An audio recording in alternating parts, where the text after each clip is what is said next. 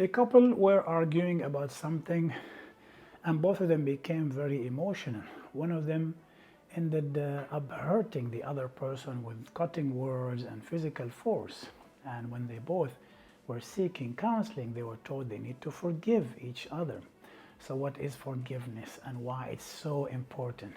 I am Nabal Ham in this episode of Overcoming Emotionally, which is a 5 minute aims to help us re-relate through sound relational lenses. My beloved, we have mentioned that an offense can harm you or can hurt you, and we distinguished between the pain and the harm. And we did mention that it's our responsibility to protect ourselves from harmful offenses. We have also highlighted a very important fact that not all offenses we experience are intended. I could experience an offense because of the way I translate the other person's interactions. Therefore, I can ask the other person to inform me about his or her intentions. Do not ask the other person, why did you do that? But you could say, please inform me. Tell me about your intentions when you joked, when you said this, when you did that. This way you're distinguishing between the offenses that are intended and coming out of wicked intentions versus the offenses that happen because of the distorted lenses the person used to interact with you. My beloved, all relationships are co-perceptions, meaning when someone jokes and I get offended, what is the truth? Did I get offended or was he joking? Both.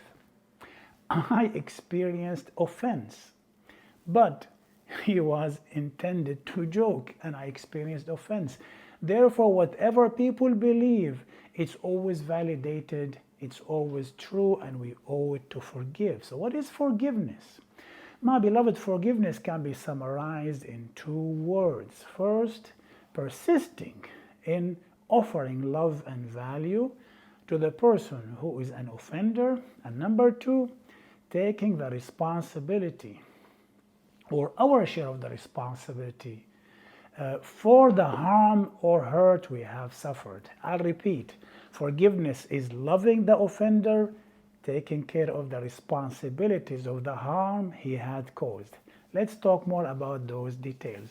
First, when you experience an offense, the first step is to contain the emotions we have and declare the value of the offender.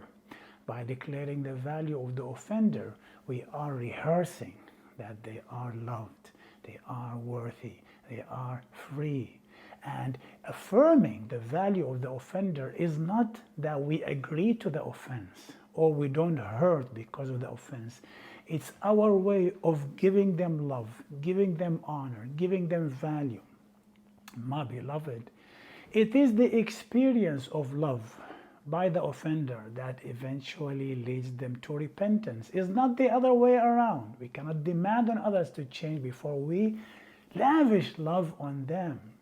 My beloved, forgiveness is setting you free.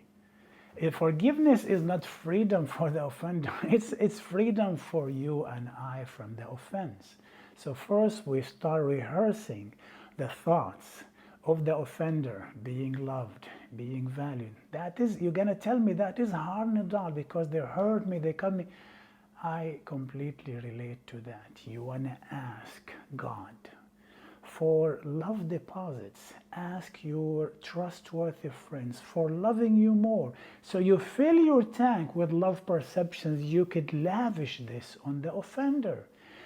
My friends, my audience, my beloved, forgiveness is very emotionally taxing and you simply don't have the resources on your own to do it. It's time to ask God to love you more, and then you will experience more of His love and you can extend then that love to the offender. But wait, forgiveness is not just loving the offender, it's taking care of the responsibility that the offense had caused.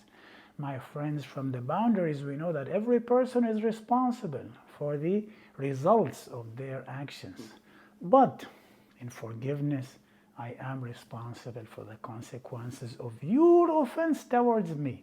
It's taxing because I have to be responsible for my own pain. and hurt and finance and the responsibilities of your offense. My beloved, forgiveness is very important. It's bridging the gap in the relationships. No question, it is emotionally taxing process, and I will be sharing more. And forgiveness is the cornerstone before we reach the point of rebuilding trust and reconciliation, and that's what we'll be talking about next episode. Stay awesome, stay related, and follow me, Nidal.